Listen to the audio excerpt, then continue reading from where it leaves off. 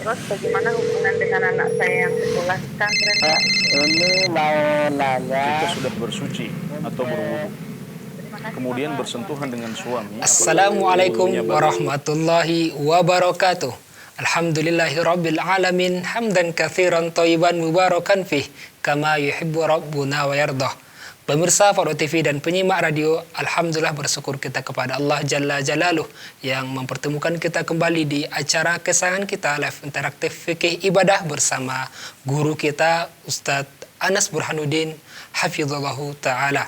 Dan salam semoga curahkan kepada Nabi kita yang mulia, Rasul tercinta Nabi Muhammad sallallahu alaihi wasallam, kepada keluarganya, kepada sahabatnya dan orang-orang yang mengikutinya dengan baik hingga hari kiamat kelak nanti. Allahumma shalli ala Muhammad wa ala ali Muhammad. Pemirsa Faro TV dan penyimak radio, kita informasikan bahwasanya acara live interaktif ini juga dirilis oleh Radio Artivisi, diantaranya Radio MD FM Probolinggo, Radio Hang FM Batam, Radio Amuba Pangkal Pinang, Radio Al-Hikmah Banyuwangi, Radio Tuah FM Riau, Radio Madinah Caruban, dan Radio Dai Tangerang. Bagi pemirsa yang ingin berpartisipasi, bertanya langsung berkaitan dengan fikih ibadah, bisa bertanya melalui nomor 0331 544 6087 0331 544 6087. Baik, sebelum kita merespon pertanyaan atau menjawab pertanyaan, alhamdulillah telah hadir bersama kita pemateri kita Ustadz Anas Burhanuddin hafizallahu taala, belum merupakan salah seorang anggota Dewan Fatwa Perhimpunan Al-Irsyad. Mari kita sapa dulu. Assalamualaikum Ustaz. Waalaikumsalam warahmatullahi wabarakatuh. Gimana kabarnya Ustaz? Alhamdulillah, saya sehat. Semoga antum juga sehat. Allahumma amin. Dan para pemirsa juga semoga diberikan kesehatan oleh Allah Subhanahu wa taala. Allahumma amin. Kembali berjumpa Ustaz, alhamdulillah di bulan yang mulia ini Ustaz ya. Alhamdulillah. Kembali yang kita harapkan bisa bertemu Ustaz ya. Iya. Mungkin sebagai mukadimah Ustaz, langsung saja berupa nasihat. Fadhol Ustaz. Iya, para pemirsa sekalian, alhamdulillah seperti yang telah disinggung di depan, akhirnya kita berhasil memasuki bulan Ramadan yang mulia. Dan bulan Ramadan itu tidak hanya identik dengan puasa, tarawih, zakat, umrah, membaca Al-Quran, dan amalan-amalan yang sudah familiar di tengah-tengah masyarakat muslim. Tapi bulan Ramadan itu disunahkan di dalamnya semua amal kebaikan, semua amal soleh disunahkan untuk diperbanyak di bulan yang mulia ini. Maka silahkan Anda sebut amal soleh apa saja, maka saya akan katakan bahwasanya amalan tersebut juga diperbanyak, disunahkan untuk diperbanyak selama bulan Ramadan ini, sebagaimana dijelaskan oleh Imam An-Nawawi rahimahullah ta'ala dalam kitab beliau Riyadhus Shalihin. Karenanya mari kita perbanyak semua amal ibadah, apapun itu. Pokoknya selagi itu ibadah, maka itu disunahkan untuk diperbanyak selama kita berada di bulan Ramadan yang mulia ini. Mungkin itu. Masya Allah. Termasuk tentunya menuntut ilmu dan menyimak kajian-kajian yang disiarkan oleh Fatwa TV. Barakallahu fiikum. Jazakallah khairan Ustaz. Mungkin Ustaz, pertanyaan pertama pada kesempatan ini yang tertunda, yang ada PR Ustaz, itu masih ingat Ustaz? Oh iya, di pekan kemarin ada seorang ibu ya, Ibu Santi di dari Nusa Tenggara Barat Ustaz. Nusa Tenggara Barat. Beliau bertanya tentang keguguran setelah usia kandungannya 3 bulan, betul ya? 3 bulan ya. Benar Ustaz. Menurut yang difatwakan oleh sebagian ulama seperti Syekh bin Baz, kemudian juga Syekh Muhammad bin Shalih Al-Utsaimin dan yang lain, bahwasanya batasan untuk menghukumi apakah darah yang keluar saat keguguran itu haid atau nifas atau bukan, ya, patokannya adalah dengan melihat apakah janin yang dilahirkan itu sudah memiliki bentuk atau belum. Mereka mengatakan bahwasanya batas minimalnya adalah 80 hari. Untuk bisa memiliki bentuk itu adalah 80 hari minimalnya, dan biasanya di umur 90 hari sudah ada bentuk itu. Makanya sesuai dengan pertanyaan yang telah disampaikan oleh Ibu Santi di NTB, ya, beliau mengatakan sudah berusia 3 bulan, ya, maka kemungkinan besar sudah ada wujud di situ, ya, sudah ada bentuk bayinya.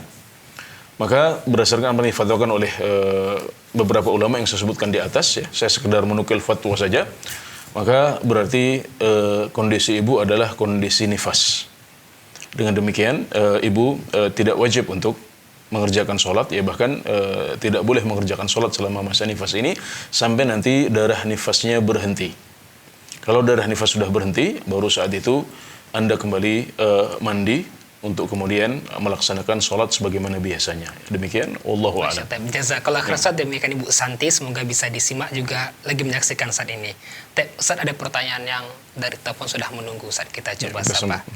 Assalamualaikum Fatwa TV. Ya, Assalamualaikum. Waalaikumsalam warahmatullahi wabarakatuh. Bersama siapa di mana? Saya dari Bandung. Ya, silakan Ibu dari Bandung. Ya, Ustaz, saya mau nanya, kalau sudah sholat taraweh sama witir, apa harus sholat tahajud lagi atau gimana? Cukup Ibu? Iya. Ya, cukup. Ya, terima kasih Bu Nina di Bandung. Kasih, jazakallah khairan kasih. Barakallah. Iya, kalau kita sudah melaksanakan sholat tarawih setelah isya, kemudian kita sudah witir, ya, maka berarti kita sudah menjalankan sunnah pada malam Ramadan. Dan kalau kita ingin mencukupkan diri dengan hal tersebut, maka itu sudah cukup. Tapi kalau kemudian Allah Subhanahu Wa Taala mudahkan kita untuk tahajud di waktu malam sebelum kita sahur barangkali, maka masih boleh bagi kita untuk menambah dengan tahajud ini. Karena pada dasarnya ya sholat malam itu tidak dibatasi jumlah rakaatnya. Sebagaimana sabda Nabi Muhammad SAW, "Sholatul laili mathna mathna." Sholat malam itu 2 rakaat 2 rakaat. Fa idza khasyiya ahadukumul fajra falyutir bi raka'ah. Dan kalau seorang di antara kalian khawatir masuknya waktu subuh, hendaklah dia witir dengan 1 rakaat. Ini menunjukkan bahwasanya kita boleh untuk terus sholat 2 rakaat 2 rakaat 2 rakaat terus panjang malam. Sampai kalau mendekati waktu subuh dan kita khawatir masuknya waktu subuh, maka kita segera mengakhirinya dengan witir dengan 1 rakaat. Jadi hadis ini menunjukkan bahwasanya sholat malam itu tidak ada batasan jumlah rakaatnya, sebagaimana dijelaskan oleh para ulama juga. Jadi bagi ibu, kalau ingin menambah lagi dengan tahajud, maka boleh, dan itu bagus-bagus saja, itu baik saja. Ya, tidak ada larangannya. Namun kalau ibu sudah witir di malam hari, sudah witir sebelum tidur, maka nanti ketika tahajud tidak perlu diakhiri dengan witir lagi. Tapi mencukupkan diri dengan witir yang pertama tadi, karena Nabi Muhammad SAW bersabda, "La witrani fi lailah." Tidak boleh ada 2 witir dalam 1 malam. Demikian, semoga bisa ditangkap dengan baik. Jazakallah khairan Ustaz, demikian yang bertanya, semoga bisa dipahami. Baik, saat kita bacakan lagi soal telah masuk. Ada pertanyaan, ada telepon masuk, Ustaz. Kita dahulukan tuh yang masuk. Ya, Assalamualaikum Fatwa TV. Ya, Assalamualaikum warahmatullahi wabarakatuh. Bersama siapa di mana? Saya dengan Reza di Bogor. Ya, silakan Pak Reza di Bogor. Ya, Assalamualaikum Ustaz. Waalaikumsalam warahmatullahi wabarakatuh. Anda mau tanya Ustaz, kakak ipar Ana mengantar ibu ke rumah sakit. Jadi berangkatnya pada zuhur, kemungkinan pulangnya misalnya setelah maghrib Ustaz, pada maghrib. Nah, kakak ipar saya sekarang kan puasa Ustadz ya. Nah, kalau misalkan dia sholat asar, ini kan rumah sakit, kekhawatirannya kan ada virus Ustadz di rumah sakit ya. Nah, sementara ada kekhawatiran bahwa kalau kita sholat di rumah sakit takut terkena virus Ustadz. Untuk kakak saya dan ibu saya. Kalau untuk saya jamak di zuhur untuk asarnya itu menurut syariat boleh nggak Ustadz ya? Iya, boleh ya. Jadi jamak itu alasannya lebih luas daripada qasar. Kalau qasar itu hanya boleh dilakukan saat safar. Tapi kalau jamak, ya alasannya bisa karena sakit, bisa karena repot, ya, bisa karena hujan dan lain sebagainya. Dan kekhawatiran akan penularan penyakit itu lebih besar dari sekedar hujan atau sekedar sakit. Maka jika kondisinya seperti yang ditanyakan tadi, ya, tidak masalah kita menjamak sholat. Jadi di rumah misalnya sebelum berangkat, karena ada kekhawatiran tidak bisa sholat di rumah sakit untuk asar ya, karena kondisi rumah sakit yang sekarang sedang merah misalnya, ya, ada kekhawatiran penyebaran virus, ya, maka kita membatasi interaksi dengan hal yang seperlunya saja.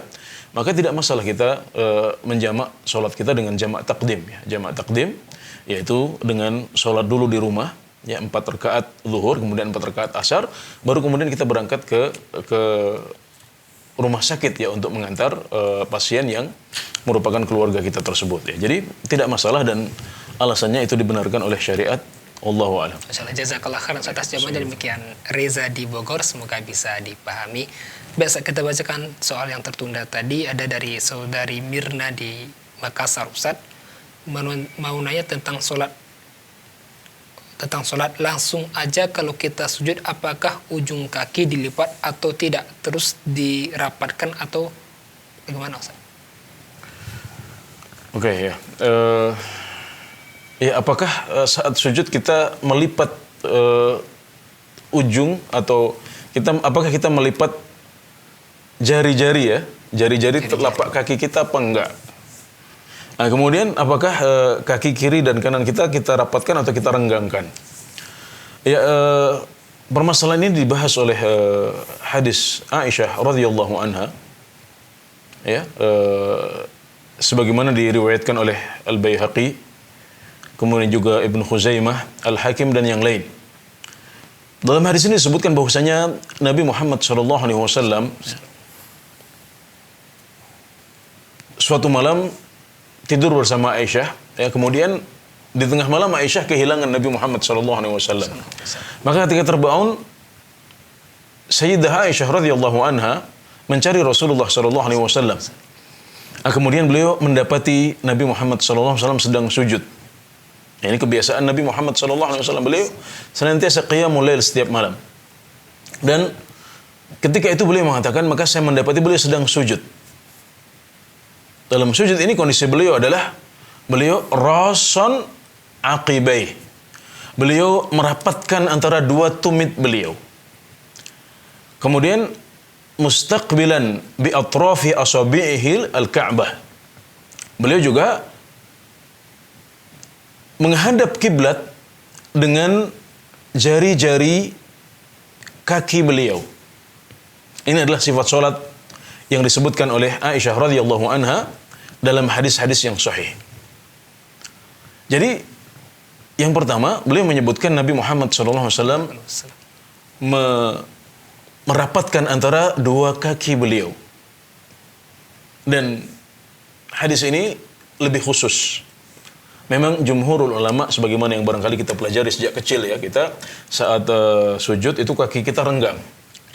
Nah, apa yang dijadikan dasar oleh jumhurul ulama, termasuk mazhab Syafi'i, yang dipakai adalah hadis-hadis yang menyebutkan bahwasanya Nabi Muhammad SAW merenggangkan kedua paha beliau. Kemudian beliau juga merenggangkan merenggangkan kedua lutut beliau. Jadi paha renggang, lutut renggang, maka kemudian mereka mengambil kesimpulan bahwasanya kedua telapak kaki juga seharusnya renggang. Tapi ini tentunya adalah dalil yang sifatnya umum dan tidak khusus. Ada hadis yang lebih khusus dalam hal ini, yaitu hadis Aisyah ini, yang menyebutkan bahwasanya Nabi Muhammad SAW ketika beliau sujud, ya, beliau merapatkan antara kedua kaki beliau. Maka kemudian sebagian ulama, ya, termasuk ulama yang bermadhab ke madhab Hambali, ya, di antaranya Syekh Muhammad bin Shalih Al-Utsaimin, mengambil hadis yang lebih khusus ini. Meskipun dalam mazhab beliau ditetapkan bahwasanya sunnahnya adalah merenggangkan kedua telapak kaki. Tapi karena adanya hadis yang lebih khusus yang menjelaskan bahwasanya Nabi Muhammad SAW merapatkan antara kedua kakinya, maka sunnahnya adalah kita merapatkan kedua kaki kita saat kita sedang sujud. Kemudian yang kedua yang menunjukkan bahwasanya Nabi Muhammad SAW juga menghadapkan kaki beliau ke arah kiblat. Bagaimana caranya menghadapkan kaki ke arah kiblat? Caranya adalah dengan melipat, ya. Caranya adalah dengan melipat. Ya, melipat kedua kaki kita, karena posisi kaki akan seperti ini, ya. Kaki akan seperti ini, maka untuk bisa menghadap kiblat maka dia akan dilipat seperti ini sampai menghadap ke arah kiblat. Maka berdasarkan hadis Aisyah radhiyallahu anha ini, maka dua hal tadi adalah sunnah. Jadi sunnah untuk yang pertama merapatkan kedua kaki saat kita sujud, kemudian yang kedua juga sunnah untuk menghadapkan kaki kita ke arah kiblat. Menghadapkan kaki kita ke arah kiblat dengan melipat ujung kaki kita, yaitu jari-jarinya. Dan untuk hal yang kedua, yaitu menghadapkan kiblat ini, tidak hanya ada dalam hadis Al-Baihaqi dan Ibnu Khuzaimah dan Al-Hakim, tapi dia bahkan juga ada dalam Sahih Al-Bukhari. Nah, jadi untuk sunnah yang kedua yaitu melipat kaki itu lebih tegas, lebih banyak hadisnya. Adapun hadis yang pertama maka itu ada di Ibnu Khuzaimah, di Sahih Ibnu Khuzaimah, kemudian juga di Al-Hakim, Al-Baihaqi dan yang lain, dan hadisnya juga sahih alhamdulillah. Baik, insyaallah. Jazakallah khairan atas jawabannya. Demikian yang bertanya, semoga bisa dipahami. Baik Ustaz, ada telepon yang nunggu lagi, coba kita sapa. Assalamualaikum Fatwa TV. Assalamualaikum Fatwa TV. Waalaikumsalam. Ya, bersama Bapak siapa di mana? Bapak Narto di Banjarmasin, Pak. Silakan Bapak. Assalamualaikum, Pak Ustadz. Waalaikumsalam warahmatullahi wabarakatuh. Gini Pak Ustadz, mau saya nanya tentang sholat taraweh. Sekarang ini kan musim ini penyakit corona, sehingga di daerah kami itu tidak diperbolehkan untuk jamaah di musola dan di masjid. Sehingga saya menjalankannya di rumah. Cuma dulu saya waktu jamaah di masjid dan di musola itu mengambil yang 2-3 rakaat. Sehingga saya menjalankan di rumah, saya jalankan yang 11 rakaat karena keterbatasan pengetahuan saya dari ini masalah agama, sehingga saya memakai yang 11 rakaat tapi pakai surat-suratnya pendek-pendek seperti surat ini, pokoknya surat yang pendek-pendek lah, saya nggak hafal surat yang panjang-panjang. Nah, pertanyaan saya begini Pak Ustadz, apakah diperbolehkan ataupun sah sholat saya menjalankan 11 rakaat dengan surat-surat yang pendek tersebut? Dan kedua kali di ini faktor kondisi kesehatan. Okay. Saya kena diabetes. Jadi kalau terlalu lama untuk berdiri itu rasa di telapak kaki itu sakit gitu. Jadi saya ambil yang 11 gitu. Tapi kalau waktu ikut jamaah saya ikuti yang 23 gitu ya. Itu intinya pertanyaan saya, sah enggak tarawih saya menjalankan yang 11 dengan surat-suratan yang pendek-pendek.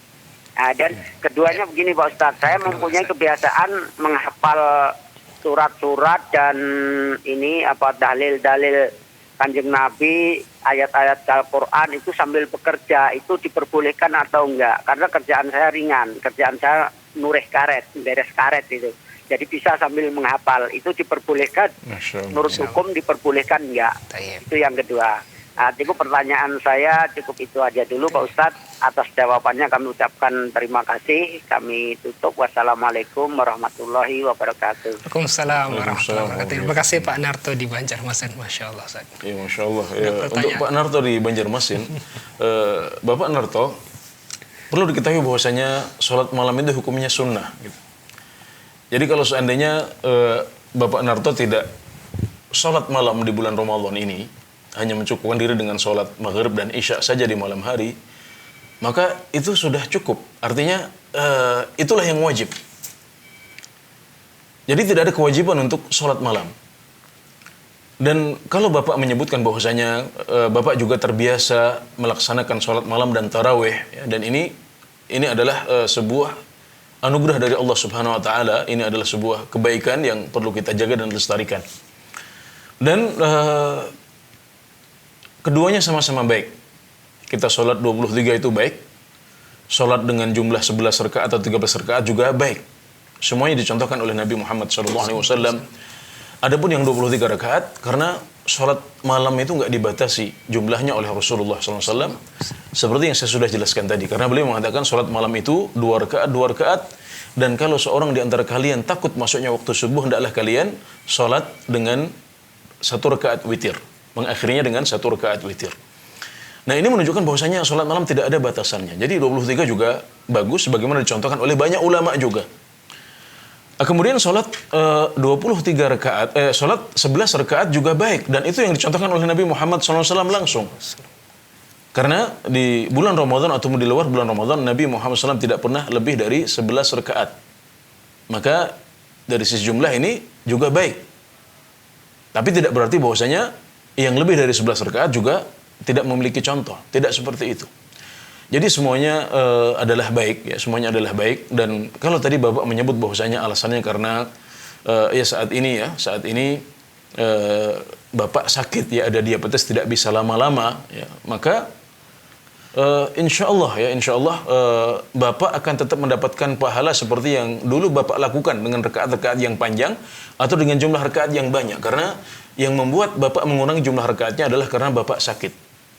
Dan kita mengetahui bahwasanya Nabi Muhammad SAW bersabda, sesungguhnya Allah Subhanahu wa taala mencatatkan untuk seorang hamba yang sakit atau musafir pahala amalan yang mereka lakukan dahulu ketika dia masih muqim dan sehat. Jadi pahalanya dapat meskipun jumlah rakaatnya berkurang. Insya Allah seperti itu. Dan kalau Bapak bisa, misalnya masalahnya karena tidak bisa lama tapi bisa nambah, ya kalau bisa menambah lebih dari 11 juga bagus ya. Tapi rakaatnya pendek-pendek saja agar tidak terlalu capek. Itu lebih baik lagi. Berkaitan dengan surat pendek tidak mengapa Ustaz ya? Surat pendek. Tidak masalah kita membaca dengan surat-surat yang pendek karena Allah Subhanahu wa taala berfirman, "Faqra'u ma tayassara minal Qur'an", ya bacalah ayat atau surat yang mudah dari Al-Quran. Itu cukup sudah. Kemudian tentang pertanyaan yang kedua, tentang berzikir atau menghafal wirid yang diajarkan oleh Nabi Muhammad SAW saat kita bekerja, itu adalah sebuah amal soleh yang lain. Ya, itu juga bagus. Karena Nabi Muhammad SAW bersabda, La yazalu lisanuka radban min dzikrillah. Hendaklah bibirmu senantiasa basah. Hendaklah lidahmu senantiasa basah dengan berzikir memuji Allah Subhanahu wa taala. Maka alangkah baiknya kalau Bapak sambil menderas karet atau yang semacamnya, Bapak bisa berzikir, maka itu bagus daripada nganggur, daripada kita sibuk dengan pikiran-pikiran kosong atau dengan mungkin pikiran-pikiran yang negatif. Lebih baik kita menyibukkan diri dengan berzikir memuji Allah Subhanahu wa taala, juga diiringi dengan amalan-amalan hati seperti mengagungkan Allah Subhanahu wa taala, takut kepada Allah, tawakal kepada Allah dan lain sebagainya. Itu termasuk amalan-amalan yang bisa melipat gandakan pahala kita bahkan saat kita sedang bekerja di kebun. Alhamdulillah. Dan Nabi selalu berzikir dalam segala kondisi, kecuali saat beliau junub saja. Itu yang menghalangi beliau untuk berzikir. Adapun selain kondisi junub, maka beliau tidak ada kondisi yang menghalangi beliau untuk berzikir memuji Allah Subhanahu wa taala, termasuk kondisi bekerja. Jadi silahkan dilanjutkan kebiasaannya yang baik. Masya Allah, jazakallah khairan atas jawaban yang demikian Pak Narto di Banjarmasin, semoga bisa dipahami. Baik, kita bacakan soal telah masuk, ada dari Famia di Bangka Belitung, Ustaz. Ustaz, ana kalau mau tidur wudu, nah hitungan menit aja balik ke WC buang air kencing dan itu berulang kali. Qadarullah ana punya riwayat sakit infeksi saluran kemih. Terkadang ana ambil wudu pun terasa mau BAK. Jadi anak malas untuk wudhu lagi, Ustadz. Apa mesti anak ulang terus atau hanya satu kali itu saja? Dan jika kita udah ambil wudhu, ketika hendak tidur, tiba-tiba buang angin, wudhu tersebut gak sah, yang mesti wudhu ulang. Tapi ada telepon masuk, Ustadz. Udah dibaca panjang-panjang, Ustadz. Kita ulang lagi. Kita baca dulu. Ya. Kita sapa dulu ya. Assalamualaikum, Fatwa TV. Waalaikumsalam warahmatullahi wabarakatuh. Bersama siapa di mana? Dengan Kadan dari Cianjur, Jawa Barat. Kadan, ya silakan Pak Kadan. Langganan nih, Ustaz. Begini, saya ingin menanyakan tentang zakat fitrah, Ustaz. Iya, jadi misalkan ada dua orang, yang satu meninggal di bulan Ramadan, yang dua lahir di bulan Ramadan. Apakah mereka itu wajib zakat fitrah, Ustaz, atau bagaimana? Dan bagaimana hukum yang belum lahir seperti orang yang hamil, apakah janinnya harus dizakatkan atau tidak? Terima kasih. Cukup Pak Kadan? Ya. Iya. Assalamualaikum warahmatullahi wabarakatuh. Ya, silakan Ustaz.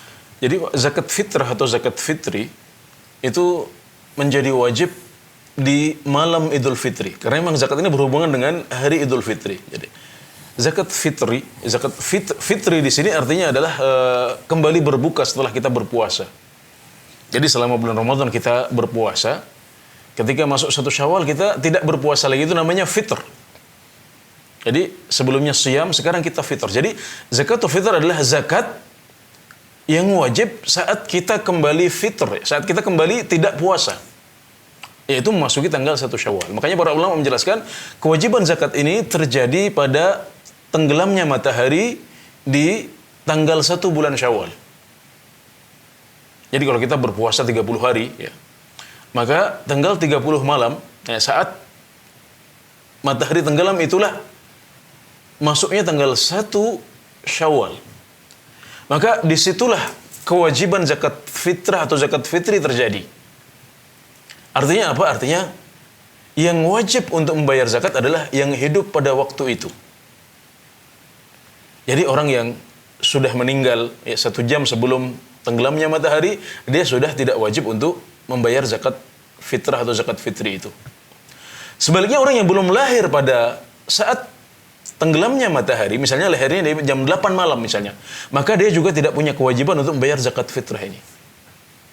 Jadi seperti itu cara menentukan kapan seseorang, siapa saja yang wajib untuk membayar zakat fitrah. Maka kembali kepada pertanyaan, tadi disebutkan ada orang yang meninggal di pertengahan bulan Ramadan. Ya, maka yang seperti ini berarti dia sudah tidak hidup di malam 1 Syawal. Saat tenggelam matahari di malam 1 Syawal. Maka berarti dia sudah tidak wajib untuk membayar zakat fitrah. Kemudian ada 2 orang lagi yang lahir di pertengahan bulan Ramadan. Berarti dia masih hidup dan ada pada saat wajibnya zakat fitrah ini. Berarti tanggal malam 1 Syawal dia masih ada, sudah hidup. Sudah lahir, berarti dia wajib untuk dizakati dengan zakat fitrah. Ya. Jadi begitu cara menentukannya. Nah, kemudian berarti kita juga bisa bertanya, yang masih janin, berarti dia dianggap belum lahir, belum lahir ke dunia, meskipun dia sudah hidup dalam perut ibunya. Maka yang seperti ini juga tidak wajib untuk membayar zakat fitrah, ya, karena dia belum lahir ke dunia di malam hari raya Idul Fitri. Ya, demikian semoga jelas untuk Pak Kadan di Cianjur. Masya Allah. Jazakallah khairan. Demikian yang bertanya, semoga bisa dipahami. Bagaimana soal tadi sudah bisa tergambarkan kira-kira atau diulang lagi Ustaz? Iya, saya sudah tergambarkan. Tapi nggak tahu ini ada yang masuk apa enggak ini? Nggak ada yang masuk Ustaz. Kita jawab dulu yang ini yang sudah tertunda tadi dari Famia di Bangka Belitung. Ustaz berkaitan tentang orang yang beser, ya. Jadi punya penyakit kandung kemih sehingga dia sering untuk bolak-balik, ya. Dia sering bolak-balik untuk sering bolak-balik untuk ke kamar mandi buang air, ya. Saat sholat maupun di luar waktu sholat. Jadi ini telah dijelaskan oleh Nabi Muhammad SAW dalam hadis tentang salasul baul. Salas adalah beser. Beliau mengatakan orang yang punya salas baul itu kewajibannya adalah berwudu saat masuknya waktu sholat. Nah, kemudian setelah itu dia sholat, dan kalau seandainya masih ada kencing yang keluar di tengah-tengah dia sholat, maka tidak usah dipedulikan. Berarti sholatnya tetap sah, dan keluarnya kencing itu tidak membatalkan sholat dia. Juga tentang hadis mustahadhah, orang yang punya istihadhah, punya darah yang keluar dari rahimnya, dari kemaluannya, tapi itu bukan darah haid, juga bukan darah nifas, tapi darah penyakit. Maka dia juga wajib untuk berwudu saat masuknya waktu sholat, kemudian dia sholat, dan jika ada darah yang keluar selagi dia sholat, maka itu tidak membatalkan sholat dia. Nah, orang yang punya salasul baul, kondisi yang ditanyakan oleh Bapak tadi, ini sama dengan kondisi salasul baul ini. Maka kalau Anda sholat, kemudian di tengah sholat masih keluar, ya, maka itu tidak usah dipedulikan. Sholat Anda tetap sah.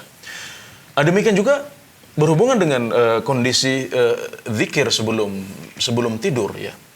Jadi Nabi Muhammad SAW menjelaskan bahwasanya orang yang tidur dalam keadaan wudhu, kemudian mengucapkan zikir yang diajarkan oleh Nabi Muhammad SAW, Allahumma aslamtu wajhi ilaik, wa fawwadtu amri ilaik, wa alja'tu dhuhri ilaik, sampai akhir yang diajarkan oleh Nabi Muhammad SAW. Maka kalau dia meninggal dalam kondisi seperti itu pada malam itu, dia meninggal di atas fitrah. Ini kelebihannya. Jadi disunahkan bagi seorang muslim untuk tidur dalam kondisi suci. Wudu dulu, kemudian dia bersuci. Wudu dulu, kemudian dia baru tidur. Ini sunnahnya, ya. Tapi kalau dia kondisinya seperti itu, ya, nanti dia wudu, kemudian sudah wudu, kemudian keluar kencingnya, ya, maka dia tidak perlu untuk balik kamar mandi terus, karena itu sangat merepotkan tentunya. Dia boleh terus saja tidur, nggak ada masalah. Baru nanti ketika tiba masuk waktu subuh atau dia ingin sholat malam, ya, dia kembali membersihkan diri, ya, mensucikan air kencing itu, kemudian dia berwudu, kemudian dia sholat. Dan kalau masih ada air kencing yang keluar, maka tidak usah dipedulikan. Terus seperti itu di setiap waktu sholat. Demikian juga kalau tadi ditanyakan juga kalau misalnya dia sudah di atas kasur, kemudian sudah wudu, sudah siap-siap untuk tidur, kemudian dia kentut, apakah harus wudu lagi? Ini juga wallahu a'lam tidak perlu untuk kembali ke sana. Yang penting kita sudah berusaha memulai tidur kita dengan kondisi suci. Kenapa? Karena orang yang tidur pasti nanti juga akan batal juga wudunya. Termasuk ketika dia tertidur kan nanti batal juga kan akhirnya kan gitu loh. Jadi yang dimaksud bukan terus menjaga kondisi suci ini, tapi memulai tidur kita dengan kondisi suci. Ya, jadi kalau memang kita sudah wudhu kemudian setelah itu kita kentut, ya sudah cukup insyaallah, itu sudah cukup insyaallah. Kalau memang wudhu kita itu memang untuk tidur ya. Jadi itu sudah cukup insyaallah. Karena kalau harus bolak-balik maka tentunya akan sangat repot, dan yang seperti itu dimaafkan dalam agama kita, walhamdulillah. Jazakallah khairan atas jawabannya. Demikian yang bertanya, semoga bisa dipahami. Baik, kita bacakan soal telah masuk. Ada pertanyaan dari Abu Hamzah di Pasaman, Sumatera Barat. Ustaz, mana doa berbuka yang benar? Karena ada yang mengatakan hadis doa berbuka tidak ada yang sahih, cukup dengan bismillah saja, Ustaz. Mohon jawaban. Jazakallah khairan. Jadi sebenarnya bukan tidak ada yang sahih ya, tapi itu semuanya bisa dikombinasikan. Jadi mengucapkan bismillah saat kita akan makan itu umum. Baik saat kita makan di luar bulan Ramadan maupun saat kita berbuka puasa di bulan Ramadan. Sama, sunnahnya adalah memulai dengan bismillah. Nah, jadi kita ucapkan bismillah sebagaimana dalam hadis Ibnu Abbas, samillah. Ya, ucapkanlah bismillah sebelum makan. Maka ini menjadi sunnah dalam setiap makan, termasuk saat kita berbuka puasa. Nah, kemudian setelah kita makan secukupnya, dalam buka puasa ini disunahkan untuk mengucapkan dhahaba adh-dhama'u wabtallatil 'uruq wa thabatal ajru insyaallah. Ya, ini doa yang masyhur alhamdulillah di Sunan Abi Dawud dan hadisnya sahih. Disahihkan oleh para ulama. Ya, maka ini juga sahih, tapi mungkin agak rancu kalau kita mengucapkannya di depan. Ini pasnya diucapkan setelah kita selesai makan. Karena maknanya juga cocok seperti itu. Dhahabadh dhama, ya, jadi dahaga sudah pergi. Wabtallatil uruq, ya, urat-urat sudah terbasahi.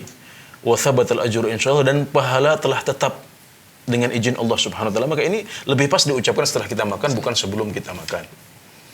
Kemudian juga ini bukan cuma satu-satunya doa yang diajarkan saat kita berbuka puasa, tapi juga ada doa yang lain.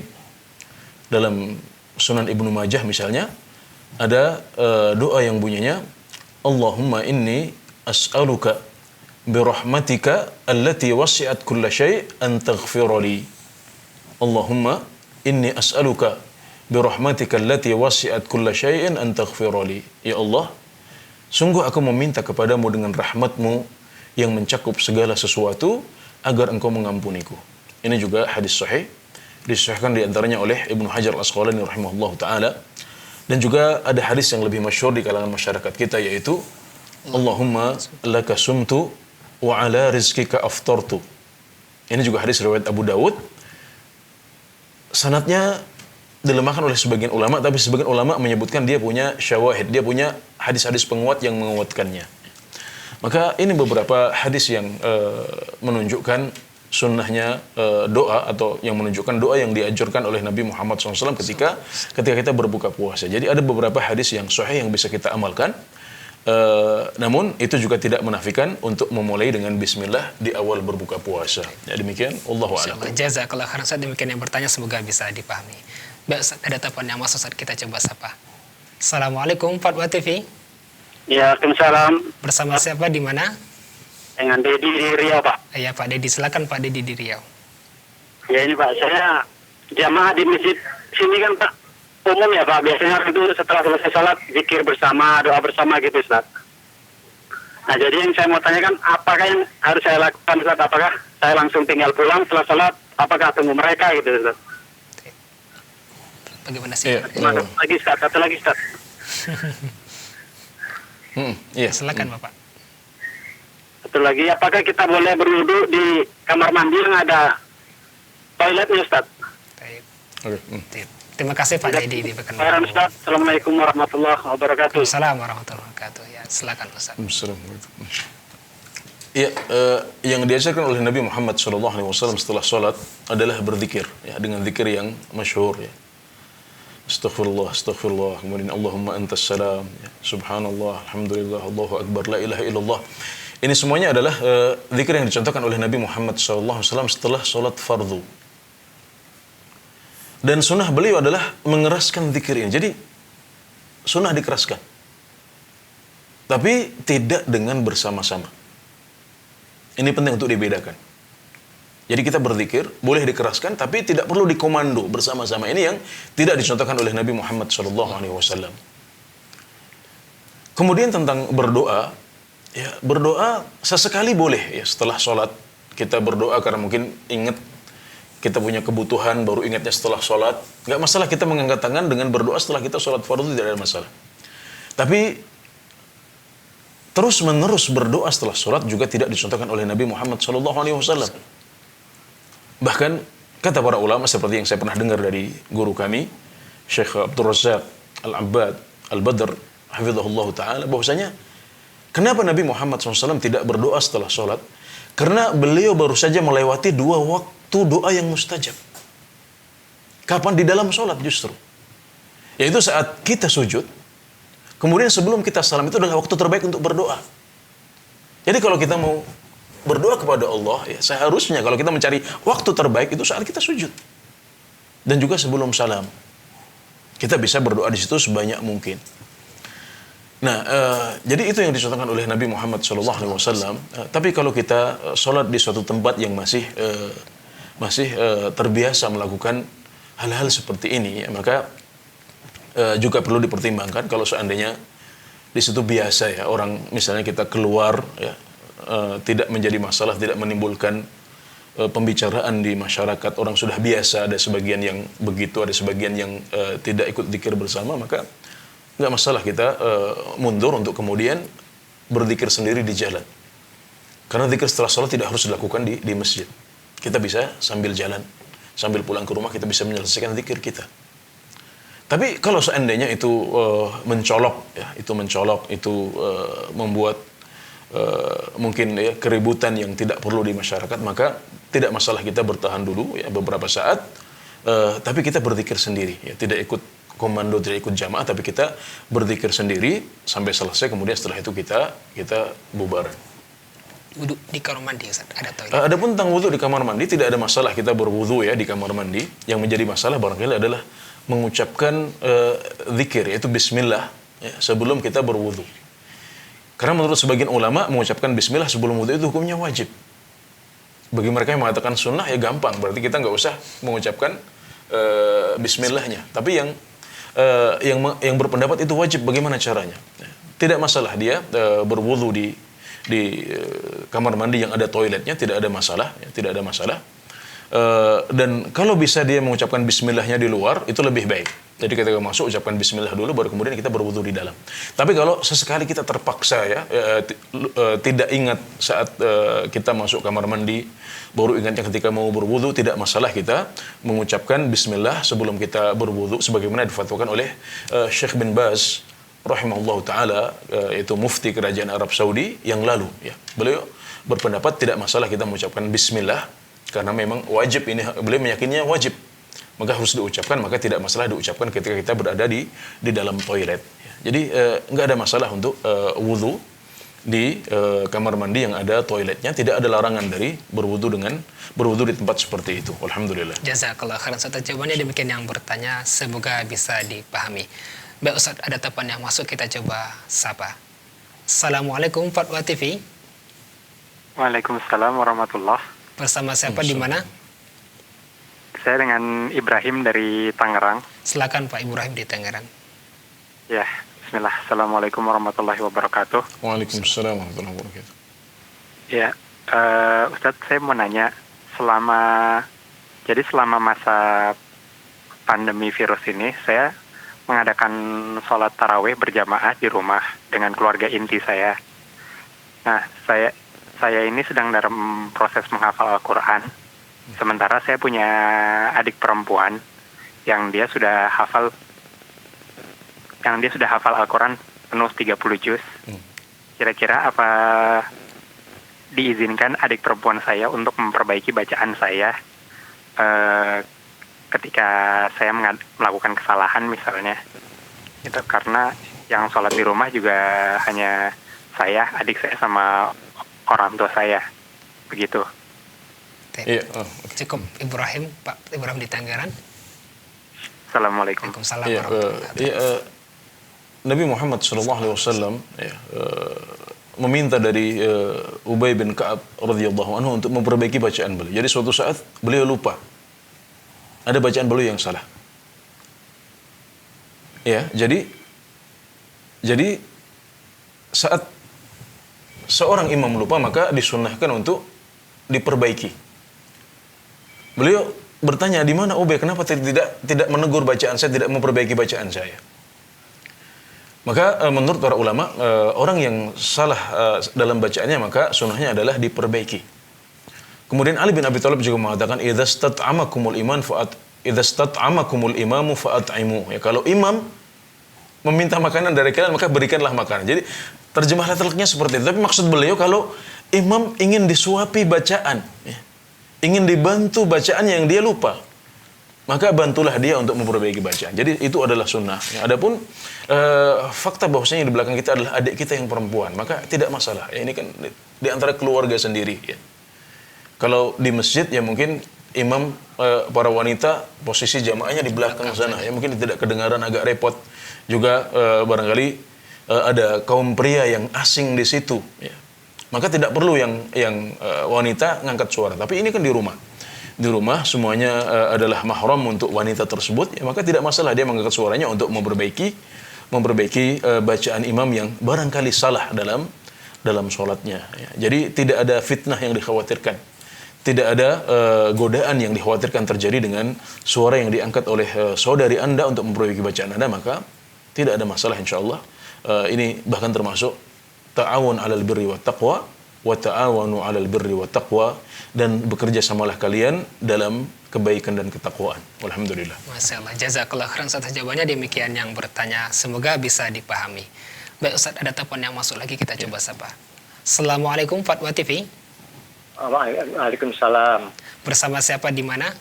Ini dengan Pak Koyim, Jawa Tengah, Purworejo. Ya, silakan Bapak. Assalamualaikum Pak Ustaz. Waalaikumsalam. Solo. Ya Pak Hazim.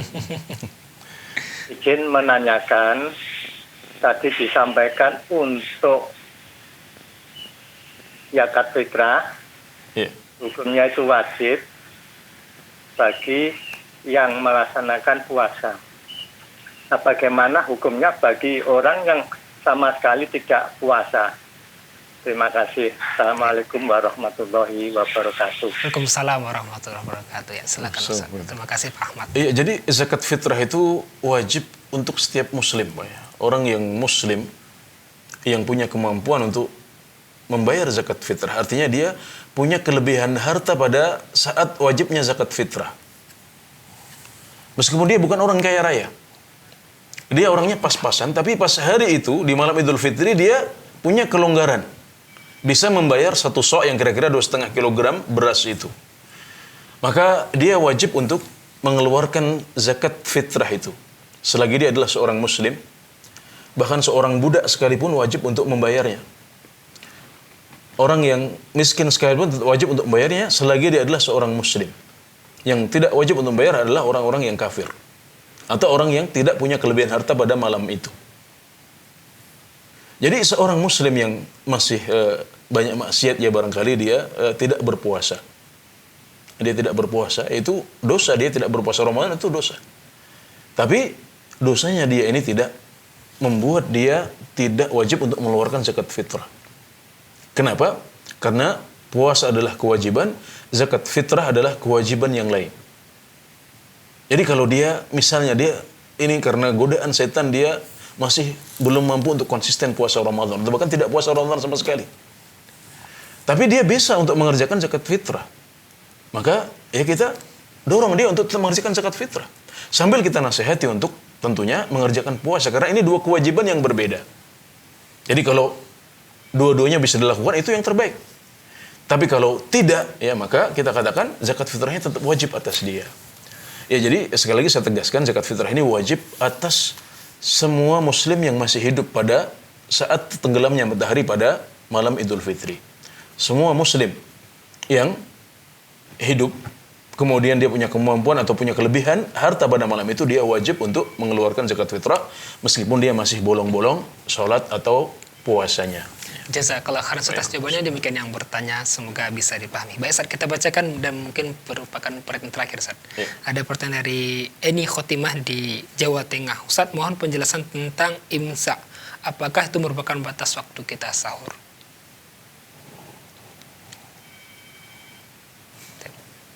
Silakan, Ustaz. Iya, oke. Ya, jadi batasan mulai kita menahan diri untuk tidak makan telah dijelaskan oleh Allah Subhanahu wa taala dalam firman-Nya, "Fakulu washrabu hatta yatabayyana lakumul khaytul abyadu minal khaytil aswadi minal fajr." Dan maka makanlah dan minumlah sampai jelas bagi kalian tali putih dari tali hitam dari fajar. Maksudnya makan dan minumlah kalian sampai datangnya fajar. Sampai fajar shadiq itu terbit. Ini batasannya. Juga oleh hadis Nabi Muhammad SAW, sesungguhnya sesungguhnya Bilal itu azan pada malam hari, maka teruslah makan dan minum. Sampai kemudian Ibnu Ummi Maktum azan, karena dia tidaklah azan kecuali setelah waktu pagi tiba, yaitu saat terbit fajar. Jadi pada zaman dahulu Nabi Muhammad SAW memiliki 2 orang muadzin.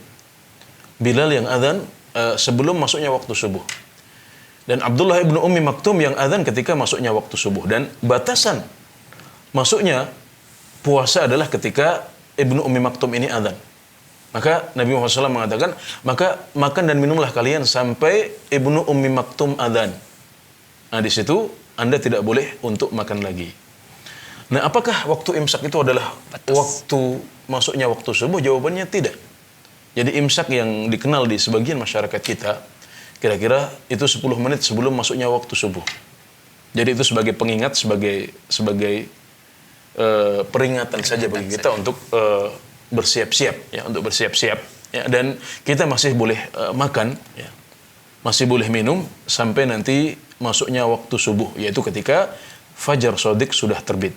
Nah, jadi itulah batasan kita mulai puasa, dan kita tidak boleh lagi untuk makan setelah masuknya waktu subuh itu, yaitu ketika azan dikumandangkan, kalau memang muadzinnya on time. Insyaallah tanpa terasa. Alhamdulillah, jazakallah khairan atas jawabannya. Demikian yang bertanya, semoga bisa dipahami. Dan pertanyaan terakhir, Masya Allah, tanpa terasa, dan kita harus cepat karena waktu berbuka ada yang cepat gitu saja. Kita gitu, ya, berbeda gitu, Masya Allah, tanpa terasa. Alhamdulillah, jazakallah khairan sebagai waktunya, atas ilmunya. Mungkin sebagai penutup masih ada, enggak cukup salah saja. Baik. Baik, kalau sudah waktunya habis, kita cukupkan dengan Alhamdulillah, jazakallah khairan atas jawaban atas waktunya. Semoga kita bisa bertemu di pertemuan berikutnya. Pemirsa Faro TV dan pendengar radio dimanapun berada, alhamdulillah bersyukur kepada Allah SWT yang telah berikan kita kemudahan menyelesaikan acara live interaktif ini. Dan bagi pemirsa yang belum bisa kita jawab pertanyaan, bisa dijawab insyaallah di pertemuan berikutnya. Terima kasih kepada pemirsa telah menyaksikan. Syukran wa jazakumullah khairan atas kebersamaan semua. Terus saksikan live interaktif Fatwa TV setiap harinya hanya di Fatwa TV, dan terus ikuti kunjungi situs dewanfatwa.com. Syukran wa jazakumullah khairan atas kebersamaan semua. Subhanakallah bihamdika asyhadu an la ilaha illa anta astaghfiruka wa atubu ilaika. Assalamualaikum warahmatullahi wabarakatuh. Terus bagaimana hubungan dengan anak saya yang sekolah pesantren? Ini mau nanya. Kita sudah bersuci atau berwudu, kemudian bersentuhan dengan suami, apakah wudunya batal?